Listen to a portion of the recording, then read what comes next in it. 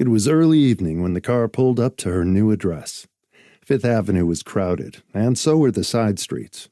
It was fun to be surrounded by all the noise and activity. She wouldn't hear it on the 60th floor. Her view stretched to both rivers and included the Empire State Building.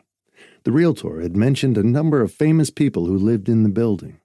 2 senators and a congresswoman, a famous writer, and several actors. Notably, Sam Stewart, the Oscar-winning actor, had the other half of the penthouse floor.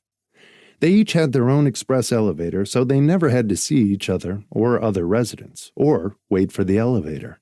They had total privacy. A hedge separated his terrace from hers. The realtor had assured her that he was a notoriously quiet neighbor, and he was away on location most of the time. Kezia remembered that his wife had died in a helicopter accident while filming a movie 2 years before. She was an equally famous actress, and they had been a legendarily happy Hollywood couple with a solid marriage, which ended in tragedy. Since Kezia and Sam Stewart had separate elevators, she would never see him, although she had seen most of his movies. He was a man of immense talent, strikingly handsome, and the realtor referred to him as a recluse. So at least he wouldn't be giving parties on his half of the terrace, which she would be able to hear, even though she couldn't see him. The realtor said he was known to have a fabulous art collection, although the realtor had never seen it, since she hadn't sold him the apartment. He wasn't one of her clients. The building manager had an envelope with the keys in it for Kezia, with a note. Her rented furniture had been delivered the day before. She had hired a cleaning service, until she found a housekeeper, since she had nothing of value in the apartment. She was intending to cook for herself or buy takeout food or order in. She was perfectly content to be alone in the apartment for the summer, without anyone to fuss over her. She liked being independent, after having been alone for 5 years. She had been sad to let her employees go in San Francisco when she sold the house.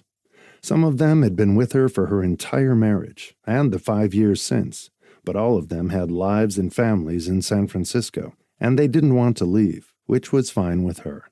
It would be a completely fresh start. The elevator shot upstairs, with a porter pushing her bags on a trolley. There were concierges, security men, and doormen in the building, a gym, a pool, a roof garden, and a dry cleaner. The door to the apartment opened easily, and the alarm wasn't on. She tipped the porter, he left, and she went out on her terrace and looked south, toward downtown to where her daughters lived, and where the twin towers of the World Trade Center had been before 9/11. The sun was setting to her right, in a blaze of flame. The windows of other buildings below her sparkled like diamonds. It was a perfect welcome to her new life in New York. It looked exciting and beautiful, and she stood there smiling and sat down on one of the rented deck chairs, feeling joy well up inside her. It was one of those rare moments when everything comes together and feels just right. It couldn't have been better. It was perfect. Welcome to New York, she whispered to herself. She loved it.